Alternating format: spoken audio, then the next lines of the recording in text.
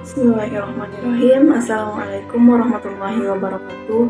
Perkenalkan, nama saya Indri Fitriani dengan NPM 101213338 dari Prodi S1 Manajemen kelas D Karyawan. Di sini saya akan memaparkan beberapa hal tentang mata kuliah Pendidikan Agama 3 untuk evaluasi tengah semester 3. Yang pertama ada tarbiyah ma'rifatullah atau urgensi mengenal Allah. Ahamiyatul ma'rifatullah atau urgensi mengenal Allah itu menjadi kepentingan untuk mengetahui, kepentingan untuk mengenal, dan kepentingan untuk mempelajari tentang Allah Ta'ala tertentu yang sangat penting bagi kita. Di sini manusia sangat berkepentingan untuk mengetahui siapa penciptanya dan untuk apa dia diciptakan. Definisi yang lain bahwa ma'rifatullah itu mengenal Allah, bukanlah mengenali zat Allah. Karena hal ini tidak mungkin terjangkau oleh kapasitas manusia, sebab bagaimana mungkin manusia yang terbatas ini menjadi sesuatu yang tidak terbatas. Allah sebagai pencipta alam atau Allahu Rabbul Alamin, karena Allah itu al-mawdu, yaitu yang sangat agung.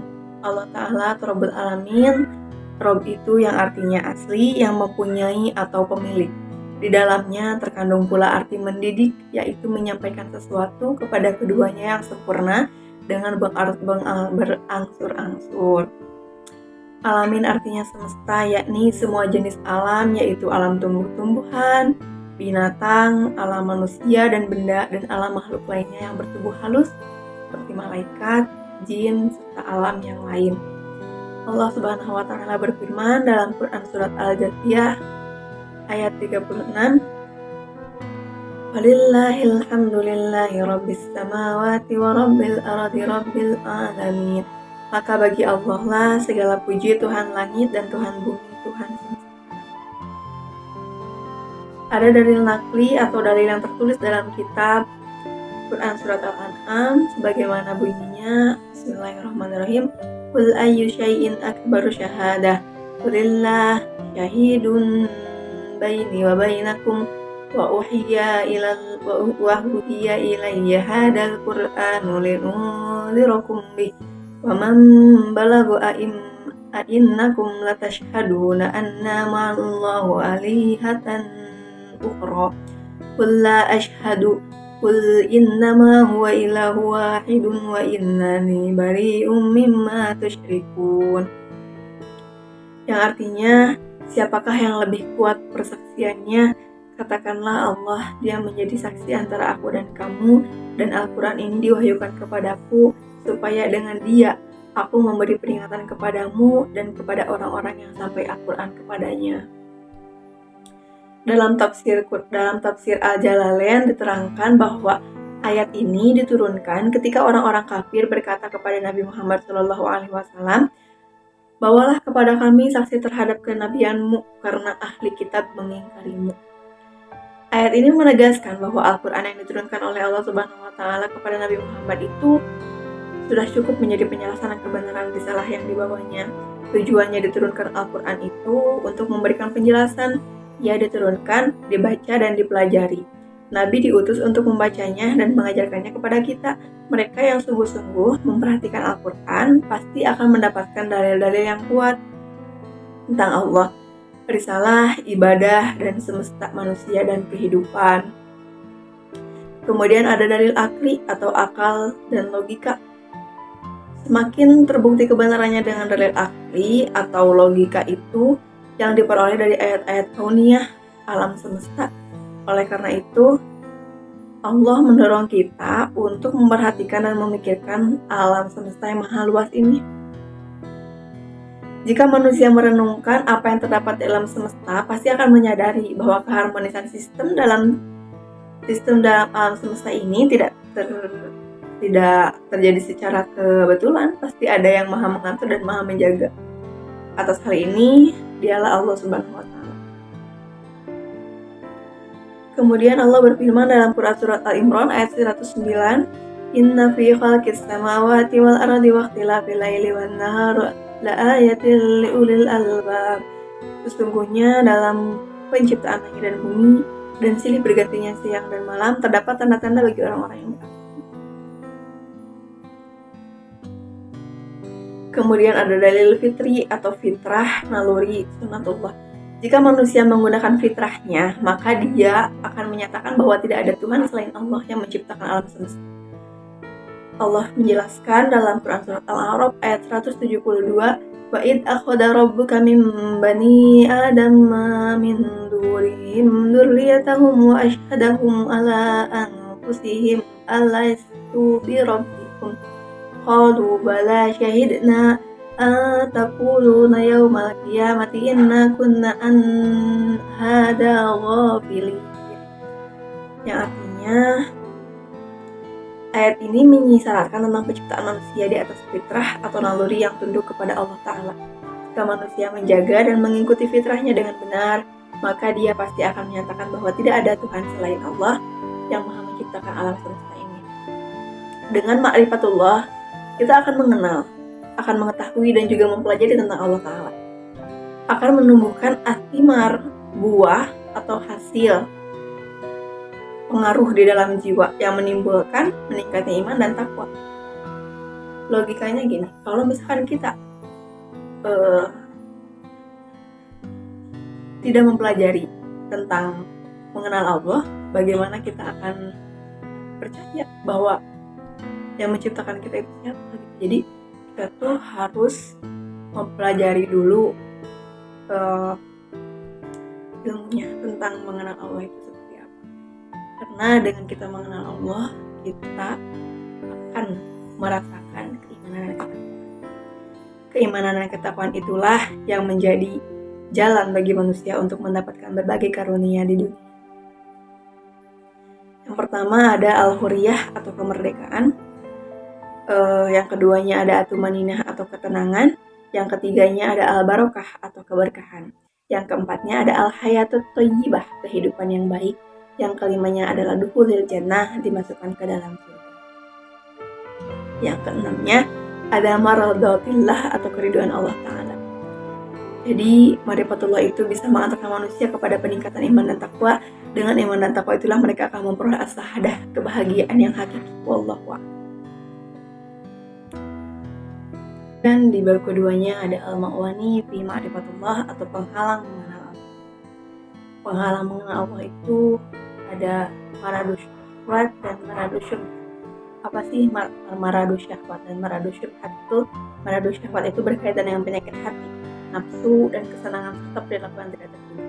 Sedangkan maradus syubhat itu akal dan logika, berbagai hal yang menimbulkan keraguan atau was-was. Maradus syahwat itu terdapat beberapa macam. Yang pertama itu ada al-fiksu, kefasikan, al-kibru, kesombongan, al-zulmu, kezaliman, al-kizbu, kedustaan, dan kataratul ma'asyi, banyak melakukan perbuatan maksiat dan dosa. Yang pertama al-fiksu atau kefasikan.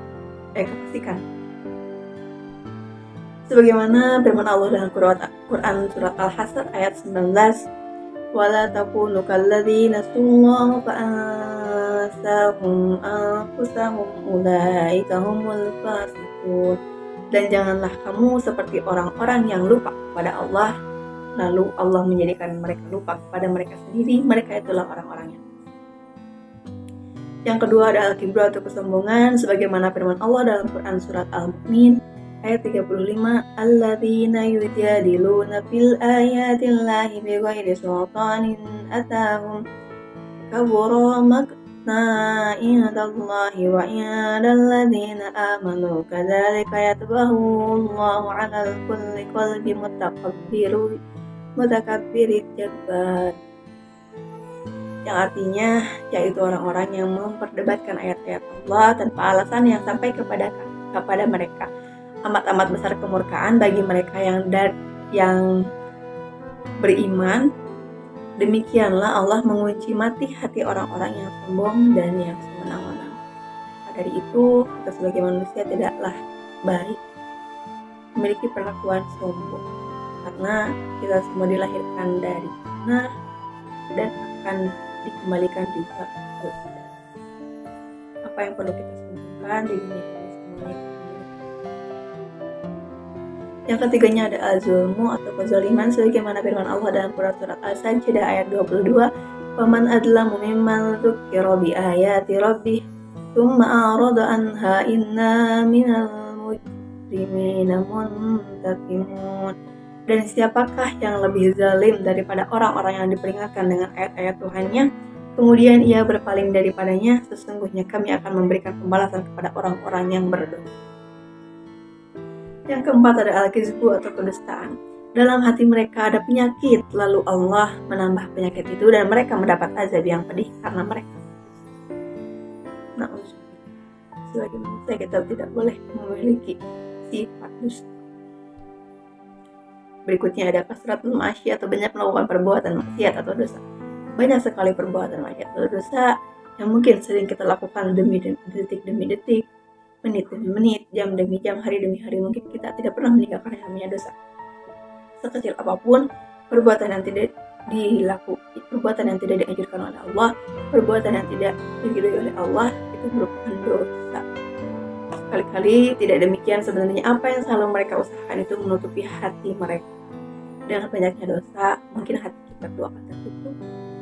Jadi banyak-banyak melakukan hal-hal yang mungkin Allah sukai, Allah ridhoi, dan melakukan perintahnya, menjauhi larangannya, serta melakukan sholat taubat untuk menjauhi perbuatan maksiat dan dosa. Yang kedua ada maradu subhat. Maradu subhat itu perlakuannya seperti jahil, ragu-ragu, menyimpang, dan lalai. Dalam kehidupan sehari-hari, kita pasti merasakan yang namanya jahil atau ragu-ragu ketika kita akan melakukan sesuatu. Mungkin kita merasa ragu, lalu kita selalu menyimpang, tidak lurus gitu kalau apa-apa. Dan yang keempatnya lalai. Mungkin kita banyak lalai dalam melakukan perbuatan baik seperti sholat, seperti apa, itu termasuk maradu subhat. Ya, kemudian solusinya apa sih supaya kita itu tidak termasuk kepada sifat maradu syahwat yang berkaitan dengan penyakit hati? Solusinya, hati ini kita harus mukhlisina lahuddin gitu. Jadi harus baik. Iblis pernah berkata, "Ya Tuhanku, oleh sebab Engkau telah memutuskan bahwa aku sesat, pasti aku akan menjadikan mereka memandang baik perbuatan maksiat itu di muka bumi, dan pasti aku akan menyesatkan mereka semua, kecuali hamba-hamba Engkau yang mukhlis di antara mereka." Kemudian ada solusi untuk terjauh, jadi solusi untuk supaya kita tuh tidak terjerumus kepada yang namanya maradu syubhat. Solusinya itu hidup di dunia harus mempunyai tujuan. Tujuan hidup itu menurut Al-Quran adalah untuk mencapai maradatillah. Setiap manusia pasti ingin hidup bahagia, namun seringkali mereka keliru mencari sumber-sumber kebahagiaan itu. Kekeliruan itu pun berpengaruh pada kesalahan manusia dalam menentukan tujuan hidupnya. Bagi manusia beriman, dia akan menyadari bahwa kebahagiaan yang hakiki adalah pada Allah, pada keridhaan Allah, sehingga dia akan menjadikan ridhonya Allah sebagai tujuan akhir hidupnya. Hal itu akan memberikan implikasi pada konsep pendidikan Islam, yaitu menjadikan mardatillah atau keridhaan Allah sebagai tujuan akhir dari pendidikan. Kita hidup di dunia itu untuk melakukan ibadah dan mencari ridho.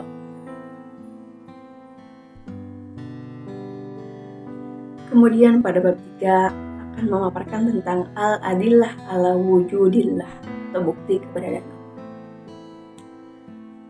Allah itu ada di mana, dan Allah itu seperti apa. Mungkin banyak dipertanyakan. Keberadaan Allah, pada dasarnya keyakinan akan keberadaan Allah Ta'ala merupakan hal yang bersifat naluri atau fitrah. Jadi wajar seorang tidak perlu berpikir atau belajar untuk menunjukkan keberadaan Allah itu di mana sih, keberadaan Allah itu bagaimana. Sebenarnya tidak perlu untuk menunjukkan keberadaan Allah Ta'ala, karena pengetahuan tersebut sudah ada sejak dia diciptakan. Ada dalil tentang keberadaan Allah. Ada dalil fitri, dalil fitrah, ada dalil hissi, dalil yang dapat dirasakan oleh indera, ada dalil akli, ada dalil akal, ada dalil wahyu, dan ada dalil tarik, dalil sejarah. Dalil fitrah. Ingatlah ketika Tuhanmu mengeluarkan keturunan anak-anak Adam dan dari sulbi mereka, dan Allah mengambil kesaksian terhadap jiwa mereka seraya berfirman, "Bukankah aku ini Tuhanmu?" Mereka menjawab, "Betul, Engkau Tuhan kami. Kami menjadi saksi, kami lakukan yang demikian itu agar di hari kiamat kamu tidak mengatakan, sesungguhnya kami Bani Adam adalah orang-orang yang lengah terhadap ini." Kemudian ada dalil hissi. Lalu kami mewahyukan kepadanya, "Buatlah bahtera di bawah penilikan dan petunjuk kami. Apabila perintah kami telah datang dan tanur telah memancarkan air, maka masukkanlah ke dalam bahtera itu sepasang dari tiap-tiap jenis dan juga keluargamu, kecuali orang-orang yang terlebih dahulu ditetapkan akan ditimpa azab di antara mereka. Dan janganlah kamu bicarakan dengan aku tentang orang-orang yang zalim, karena sesungguhnya mereka itu akan ditenggelamkan." Ada dalil akli. Alladzi khalaqa fasawwa walladzi qaddara fahada. Artinya, dialah Allah yang menciptakan, menyempurnakan atau penciptanya gitu. Dan yang menentukan kadar masing-masing dan memberi petunjuk. Ada dalil wahyu. Tsumma arsalna rasulana tatra kullama ja'a ummatar rasul kadzabuhu fa'atba'na ba'dahum ba'da wa ja'alnahum ahadits fabu'da liqaumi la yu'minun. Kemudian kami utus kepada umat-umat itu rasul-rasul kami berturut-turut, tiap-tiap seorang rasul kedatangan umatnya. Umat itu mendustakannya, maka kami perikutkan sebagai mereka dari sebagiannya dan kami jadikan mereka buah tutur manusia dan mereka binasakanlah bagi orang-orang yang tidak beriman. Ada dalil tarik. Jumlah para nabi itu 124.000 orang, 315 diantaranya mereka rasul, banyak sekali dalam hadis riwayat Ahmad, dan sanadnya dinilai sahih oleh Albani dalam Al-Mishkah. Penciptaan Allah dari ketiadaan. Dalil akal yang pertama yang menunjukkan keberadaan Allah Ta'ala adalah penciptaan alam semesta. Sebagaimana kita ketahui bahwa segala ciptaan mengharuskan adanya yang menciptakan dan segala alam semesta merupakan hasil penciptaan, maka terjadi sebuah keharusan bahwa di sana ada zat yang telah menciptakan. Jadi gak mungkin ada kita di dunia, tidak mungkin ada tumbuhan, hewan, dan juga makhluk halus lainnya kalau tidak ada yang menciptakan. Bagaimana seperti itu? Kalau mengikuti akal, hanya Allah yang layak menciptakan alam semesta, tiada Tuhan selain Allah. Setelah kita ketahui bahwasannya alam semesta ini bersifat baru atau jadi, dan kemudian yang baru pasti ada yang menciptakan, maka pertanyaannya, siapakah yang telah menciptakan alam semesta yang tadinya tidak ada menjadi ada? Jawabannya, hanya ada dua kemungkinan, alam semesta sendiri yang telah menciptakan dirinya sendiri, atau ada zat yang di luar dari alam ini yang menciptakannya. Dan kemudian Al-Quran menjelaskan keberadaan Allah. Allah Ta'ala dalam beberapa ayat Al-Quran mengajak manusia untuk berpikir akan penciptaan manusia. Allah Ta'ala berfirman, wala yadkurul insanu anna khalaqnahu min qablu wa lam yaku syai'a. Artinya, tidaklah manusia itu memikirkan bahwa sesungguhnya kami telah menciptakannya dahulu, padahal sebelumnya dia belum berwujud sama sekali. Quran Surat Maryam ayat 6. Mengenal keagungan Allah. Allah tidak ada Tuhan selain Dia yang maha hidup, yang terus-menerus mengurus makhluknya, tidak menentu, tidak tidur. Miliknya apa aja yang di langit dan apa ada yang di bumi. Tidak ada yang dapat memberi syafaat di sisinya tanpa izinnya, dan mengetahui apa di hadapan mereka, apa yang di belakang mereka. Tidak mengetahui sesuatu apapun tentang ilmunya, melainkan apa yang Dia kehendaki. Kursinya meliputi langit dan bumi, dan Dia tidak merasa berat memelihara keduanya. Dia maha tinggi dan maha besar. Quran Surat Al-Baqarah ayat 250. Mengesahkan Allah. Allah Subhanahu wa Ta'ala menjelaskan bahwa setiap keturunan manusia lahir dengan keadaan fitrah atau suci, dan mereka telah bersaksi bahwa Allah Subhanahu wa Ta'ala adalah penciptanya. Rasulullah SAW bersabda, setiap anak yang dilahirkan dalam keadaan suci, maka kedua orang tuanya menjadikan Yahudi, Nasrani atau Majusi sebagai binatang itu dilahirkan dengan lengkap. Apakah kamu melihat binatang lahir dengan terputus hidung, telinga, dan sebagaimananya?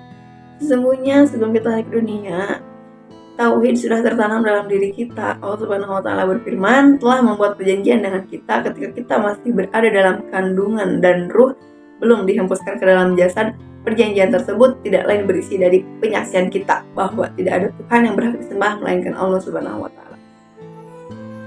Kemudian ada ciri-ciri diri yang bertauhid atau pribadi yang bertauhid itu seperti apa sih?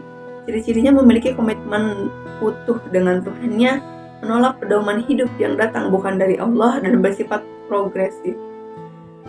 Kemudian ada tujuan hidupnya itu jelas dan memiliki visi misi yang jelas. Tujuan tauhid bukan hanya sekedar untuk diketahui maupun diakui saja. Tauhid mengandung hal-hal yang bermanfaat bagi manusia, di antaranya membimbing manusia ke jalan yang benar, sekaligus mendorong manusia untuk mengajarkan ibadah dan penuh keikhlasan, mengeluarkan jiwa manusia dari kegelapan, kekacauan, kegoncangan hidup yang dapat menyesatkan, sebagai sumber dan motivator perbuatan kebajikan, mengantarkan umat manusia kepada kesempurnaan lahir dan batin. Kemudian pada bab keempat ada tauhidullah atau mengesahkan Allah. Kata tauhid di dalam bahasa Arab merupakan bentuk masdar dari kata kerja wahada yuwahidu tauhidan, yang artinya harfiah, yang arti harfiahnya menyatukan, mengesahkan atau mengakui bahwa sesuatu itu satu. Dengan demikian, secara bahasa tauhidullah berarti menyatukan Allah, mengesahkan Allah, atau mengakui bahwa Allah itu satu. Sedangkan secara istilah, tauhidullah bermakna mengesahkan Allah dalam hal-hal yang merupakan kekhususan bagi Allah. Ada rububiyatullah. Rububiyatullah itu terdiri dari pencipta, pemberi rezeki, pemilik, dan raja. Itu semua adalah Allah Ta'ala. Allah Subhanahu wa Ta'ala berfirman, alhamdulillahirabbil alamin, segala puji bagi Allah, Tuhan seluruh alam. Rububiyatullah itu pencipta. Rububiyatullah ada pencipta, Allah Subhanahu wa Ta'ala yang menciptakan, dan Allah Subhanahu wa Ta'ala itu yang memberi rizki. Allah Subhanahu wa Ta'ala itu sebagai pemilik seluruh alam, dan Allah Subhanahu wa Ta'ala itu sebagai raja-rajanya manusia. Ada mulkiyatullah, ada pemimpin. Sesungguhnya pelindungku adalah Allah yang telah menurunkan kitab Al-Quran. Dia melindungi orang-orang yang pembuat hukum itu juga Allah Subhanahu wa Ta'ala. Allah tidak menurunkan suatu keterangan apapun tentang hal nama-nama itu. Keputusan itu hanya milik Allah. Dia telah memerintahkan agar kamu tidak menyembah selain Dia. Itulah agama yang lurus, tetapi kebanyakan manusia tidak mengerti.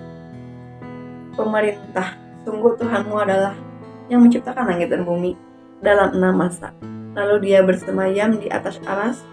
Dia menutupkan malam dan kepada siang mengikuti dengan cepat. Dia ciptakan matahari, bulan, bintang-bintang, tunduk kepada semua perintahnya. Ingatlah segala penciptaan dan urusan menjadi haknya Maha Suci Allah Ta'ala. Tujuan mengesahkannya Allah yaitu akumulasi kesadaran atau fakta bahwa alam berasal dari dan akan kembali kepada Allah.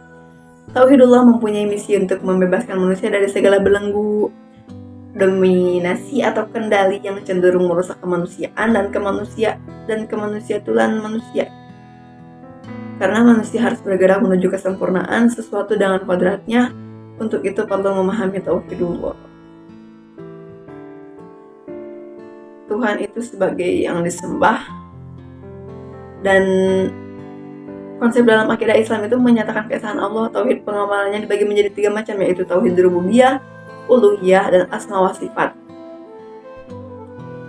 Allah menjelaskan tentang keyakinan kepada mereka terhadap tauhid rububiyah Allah.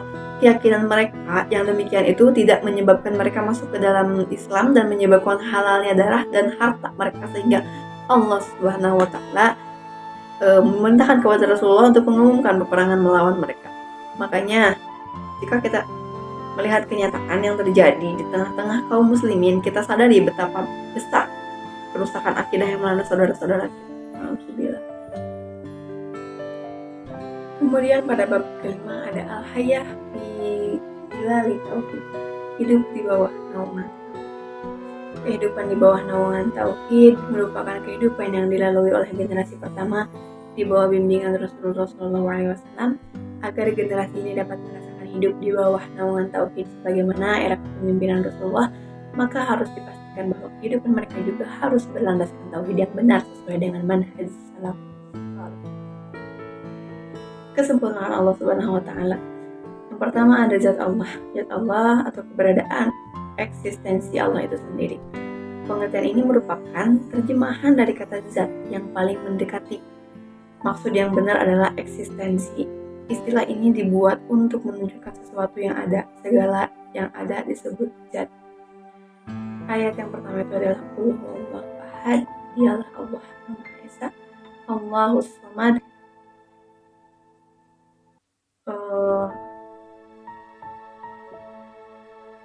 Semua arti itu bisa ditetapkan pada diri Allah Subhanahu wa taala. Lam yalid wa lam yulad. Dia tidak beranak dan tidak pula diberikan. Sifat Allah, sifat wajib bagi Allah yang selalu melekat pada diri Sang Pencipta. Memiliki sifat tersebut membuat kita sebagai hamba terasa lebih dekat kepadanya. Sifat wajib bagi Allah itu berjumlah 20, terbagi dalam 4 bagian, yakni sifat nasiyah, sifat salbiyah, sifat ma'ani, dan sifat ma'nawiyah. Sifat nafsiyah itu yang berhubungan dengan zat Allah jumlahnya hanya 1, yaitu wujud. Yang kedua ada sifat salbiyah, sifat yang harus melekat pada Allah yang menunjukkan keberadaan Allah dan kesempurnaannya. Sifat ini jumlahnya ada 5, yaitu hidam, baqom, khalafatul hawadisi, yang binafsihi, dan wahdaniyah. Yang ketiga ada sifat ma'ani, sifat wajib bagi Allah yang digambarkan oleh akal pikiran manusia serta dapat meyakinkan orang lain karena dapat dibuktikan secara panca indera. Adapun sifat tersebut kudrat, irodat, ilmu, hayat, sama, basar, dan kalam. Yang keempatnya ada sifat ma'nawiyah, sifat yang berhubungan dengan sifat ma'ani, jumlahnya ada 7. Qadiron, muridan, aliman, hayan, sami'an, basiron, mutakan. Sifat Allah itu berdasarkan Quran surat. Sifat Allah itu tafsir surat. Sifat Allah itu pada surat Al-Isra ayat 110 ditafsirkan kepada orang-orang yang musyrik yang menghindari sifat rahmah atau penyayang bagi Allah Azza wa Jalla dan menolak menamainya dengan Ar-Rahman atau kepada hamba-hambanya. Nama-nama Allah. Nama-nama yang menjelaskan sifat-sifat Allah yang indah lagi baik. Nama-nama yang indah baik bagi Allah itu adalah Asmaul Husna, tercantum dalam kitab Al-Qur'an. Berdasarkan surat Al-A'raf ayat 110, yuridu an yukhrijakum min ardikum famada ta'murun, yang bermaksud hendak mengeluarkan kamu dari negerimu. Fir'aun berkata, maka apakah yang kamu anjurkan? Tafsir ini memojokkan Nabi Musa. Mereka berkata dengan sihirnya itu, ia sebenarnya tidak merampas kekuasaanmu dan mengusir kamu dari negerimu, yaitu Mesir. Sehingga hanya dia dan kaumnya saja yang tinggal di situ. Dengan sihir itu pula ia meluluhkan hati warga negeri ini dengan mengikutinya. Fir'aun berkata, cobalah pikirkan apa saran kamu untuk keluar dari kesulitan ini. Yang keempat ada af'al, perbuatan Allah. Bahwa segala sesuatu yang ada di alam semesta itu, segala isinya termasuk manusia adalah af'al, perbuatan Allah. Adanya langit, adanya bumi, malaikat, jin, surga, neraka, tumbuhan, hewan, lain sebagainya merupakan af'al Allah atau perbuatan. Macam-macam tauhid, ada 4 macam. Tauhid asma wa sifah, tauhid ar-rububiyah, tauhid uluhiyah, dan tauhid mulkiyah yang sudah saya jelaskan tadi. La ilaha illallah merupakan kalimat tauhid yang paling utama bagi umat Islam. Kalimat la ilaha illallah juga menjadi sumber penciptaan dan perintah sumber pahala dan hukum. Kalimat la ilaha illallah memiliki arti tiada Tuhan selain Allah menurut syariat Kalimat la ilaha illallah itu yaitu Tuhan satu-satunya yang berhak disembah, sebab hanya Dia yang memiliki sifat-sifat ketuhanan dan sifat yang mutlak kebesarannya yang tidak akan diraih oleh siapapun kecuali hanya Dia sendiri. Oleh karena itu, sebagai muslim yang sudah sepantasnya menyembah Allah yang Maha Suci dan Maha Tinggi. Terciptanya kehidupan yang baik. Lantas bagaimana cara agar kita menjalani hidup bahagia dalam keadaan apapun? Ibnu Katsir mengutip sebuah hadis yang diriwayatkan Anas bin Malik. Sesungguhnya Allah tidak menzalimi kebaikan seorang mukmin. Ganjarannya diberikan di dunia dan dibalas di akhirat. Adapun orang kafir, semua kebaikannya dia balas di dunia. Sehingga apabila di akhirat, maka tidak ada balasan kebaikan untuk orang kafir yang diberikan oleh Allah Subhanahu wa taala. Hadis riwayat Muslim dan Ahmad. Keterangan ahli tafsir ini di atas dapat diberikan kesimpulan. Jika amal soleh seseorang berdampak kehidupan yang baik dan sukses dengan beragam penafsiran hidup yang baik, menunjukkan bahwa kesuksesan hidup itu tidak diukur dari materi, tapi dengan non-materi. Betapa indahnya hidup apabila terkumpul antara kebaikan materi dan non-materi sebagai kecukupan dalam hidup. Memiliki rezeki yang halal, hidup dalam ketaatan, penuh damai, bahagia. Namun kesuksesan hidup itu, yang hakiki itu adalah kebahagiaan di akhirat, yang diperoleh siapapun yang beramal soleh serta mengimaninya. Kesimpulannya, Allah sebagai Zat tidak ada satupun serupa dengan Dia, tidak ada yang pendengar maha melihat, tidak ada, dan Dia pun tidak bisa dicapai oleh penglihatan mata. Walaupun demikian, Allah dapat dirasakan keberadaannya melalui sifat, nama, perbuatan. Menyebut nama dan sifat yang merupakan zikir yang dilantunkan dan dianjurkan untuk membacanya. Makna kalam mukjizat para rasul, peristiwa yang dapat penciptaannya adalah alam dan bukti pembuatannya yang dapat diyakini kebenarannya. Landasan tauhid yang benar akan menghasilkan sikap yang jelas sehingga dalam kehidupan sehari-hari senantiasa dilandasi oleh tauhid yang jelas terhadap Allah dari segi asma dan sifat rububiyah, mulkiyah, dan uluhiyah. Kejelasan tauhid ini dapat dirangkumkan dalam kalimat syahadat la ilaha illallah. Dari sini kita terbentuk hubungan yang murni dan penuh kecintaan kepada Allah. Allah sebagai Rabb dijadikan tempat bergantung, Allah sebagai Raja ditaati sepenuhnya dan disembah. Inilah yang menyebabkan terbentuknya kehidupan yang baik seperti yang diharapkan Rasulullah Shallallahu Alaihi Wasallam. Kemudian yang keenam ada makna la ilaha illallah. Makna syahadat tauhid atau kalimat tauhid la ilaha illallah adalah tidak ada sesembahan yang berhak disembah kecuali Allah Subhanahu wa taala. Kalimat ini menolak hak peribadahan pada segala sesuatu selain Allah dan menetapkannya semata-mata hanya untuk Allah. Dengan demikian, maka kalimat tauhid ini bermakna sangat mendalam, baik dalam konteks misi perjuangan Islam maupun dalam konteks akidah Islam. Allah Subhanahu wa taala berfirman dalam Quran surat Al-Mu'min ayat 117, "Wa may yad'u ma'allahi ilaha akhar la burhana lahu bihi fa innama hisabuhu 'inda rabbih innahu la yuflihul kafirun." Dan barang siapa menyembah Tuhan yang lain selain Allah padahal tidak ada satu bukti pun yang bagi tentang itu, maka perhitungannya hanya pada Tuhannya, sungguh orang-orang itu kafir dan itu tidak akan pernah beruntung. Ayat di atas menjelaskan bahwa siapapun yang menyembah sesembahan lain selain Allah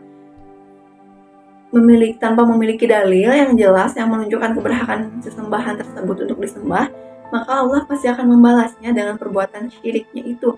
Dan ditegaskan pula bahwa orang-orang kafir sungguh tidak akan beruntung, sedangkan yang beruntung adalah orang-orang yang hanya menyembah dan beribadah kepada Allah Subhanahu wa taala. Dengan demikian, kalimat tauhid merupakan kalimat yang agung. Konsekuensinya yang dikandung oleh orang yang telah mengucapkan kalimat tauhid adalah hanya menyembah Allah Subhanahu wa taala serta mematuhi syariatnya. Meyakini bahwa syariatnya adalah benar. Seseorang yang telah mengingkari kalimat tauhid, maka ia harus mengikhlaskan dan berkomitmen bahwa ibadahnya hanya kepada Allah dan meninggalkan segala bentuk peribadahan selain kepada Dia. Kalimat tauhid bermakna menegaskan segala bentuk peribadahan hanya untuk Allah, termasuk berdoa, minta, tawakal, takut, berharap, menyembelih, nazar, cinta, dan lain sebagainya. Jenis-jenis ibadah lainnya hanya untuk Allah dan hanya kepada Allah. Namun kalimat ini tidak akan bermanfaat bagi pengucapnya jika tidak mengimani, tidak memahami maknanya, tidak membenarkan, dan tidak pula mengamalkan. Maka orang yang mengaku muslim tetapi tidak menyembah, tidak beribadah, tidak takwa, sebenarnya ia belum mengamalkan kalimat tauhid dengan benar. Semoga kita semua terhindar dari jenis dosa dan besar kemusyrikan.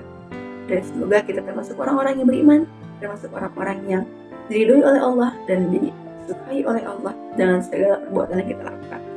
Mungkin cukup sekian yang bisa saya sampaikan. Wallahu muwaffiq ila aqwamit thoriq. Wassalamualaikum warahmatullahi wabarakatuh. Mohon maaf bila banyak kekurangan.